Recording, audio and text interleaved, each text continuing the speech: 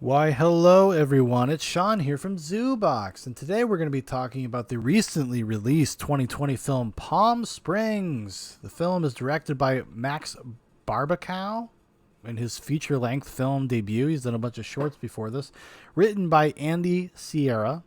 Stars Andy Samberg, Kristen Milioti, J.K. Simmons, Peter Gallagher, Meredith Hagner, Camila Mendez, Tyler Hoechlin, Chris Pang, Jacqueline Oberdors, June Squibb, and a whole bunch of others. Dale Dickey, Connor O'Malley. It is a science fiction comedy romance, and it is a movie I watched. So this plot synopsis is: when carefree Niles and reluctant maid of honor Sarah have a chance encounter at a Palm Springs wedding, things get complicated as they are unable to escape the venue themselves or each other. So basically, this is a Groundhog Day type movie. It's where these people get stuck in this loop of this day. They're at Palm Springs. They're at a wedding. They're both part of the wedding party to varying degrees. Andy Samberg is kind of the boyfriend of one of the maids of honor. Kristen Milioti is the sister of the bride. And it goes about them kind of dealing with the situation. And in this movie, which is different than something like Groundhog's Day, where it feels kind of more overtly esoteric, mystical, there's like a literal thing that happens.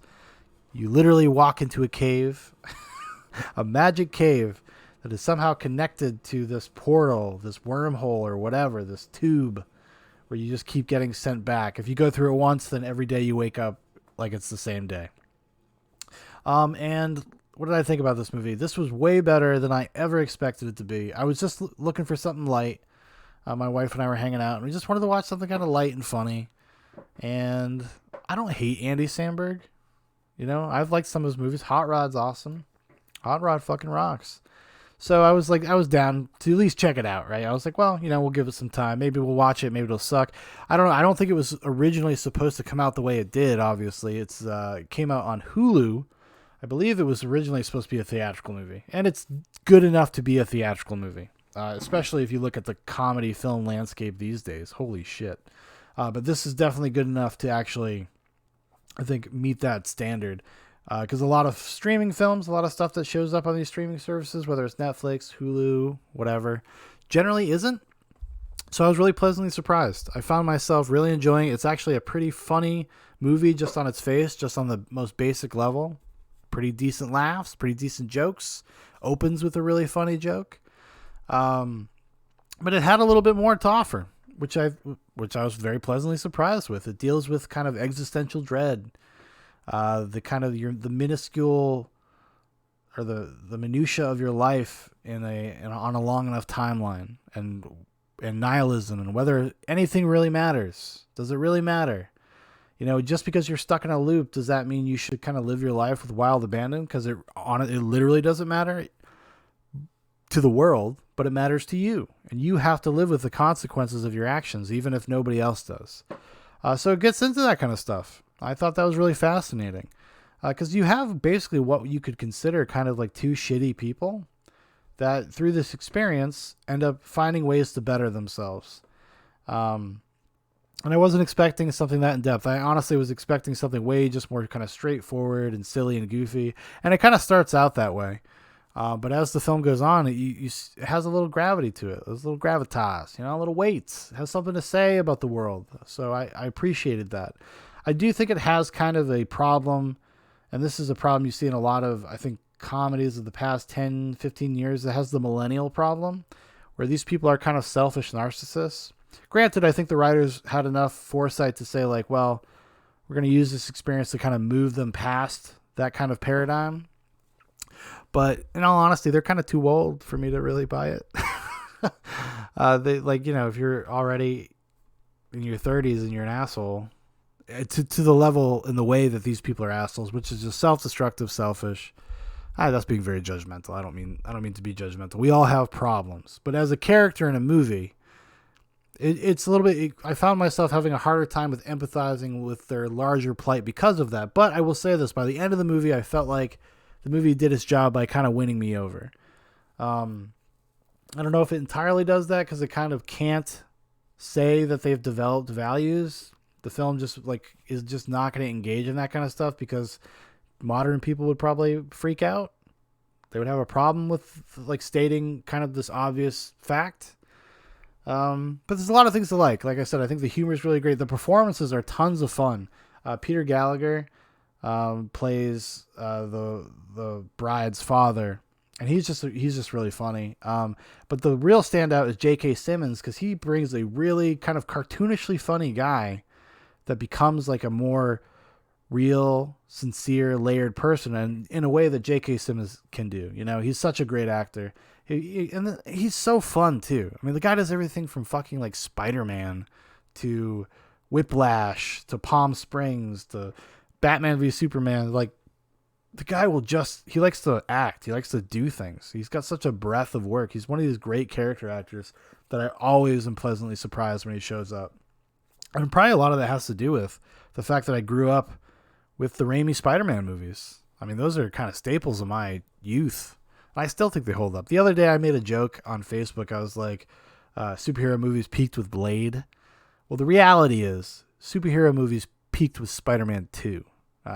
They've never gotten it better. They've never done a better job than Spider-Man 2. Spider-Man 2 is, in my mind, pretty close to a perfect movie.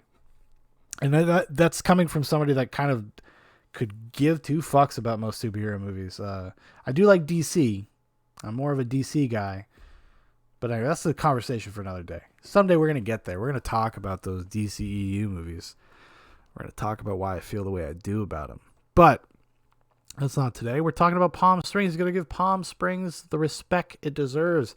You know, as a feature debut, this Max Barbakow guy, rather. This is pretty impressive. It's very well directed. And it is able to kind of juggle a lot of things at the same time. Like, something like this has got...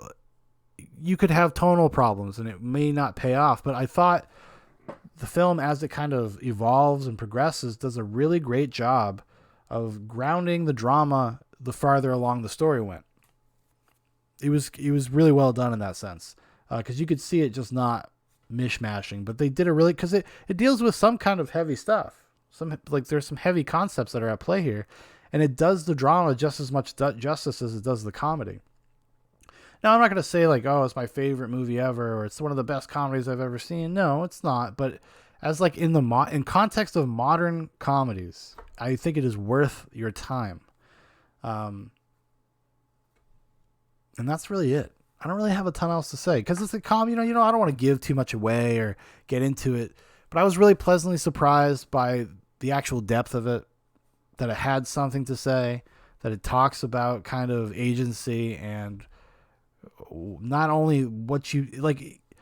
The coolest thing, the most important thing to me I thought about was that, like, because it goes against this kind of nihilistic trend that maybe we are in a little bit for a certain generation. And it's just like, just because you think the world doesn't think your actions matter doesn't mean they don't matter to you.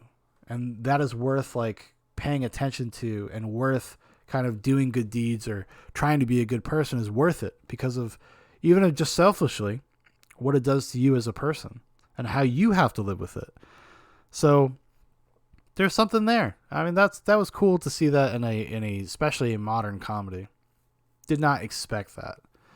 And it largely avoids cliches, ends up being pretty fun and interesting the whole way through.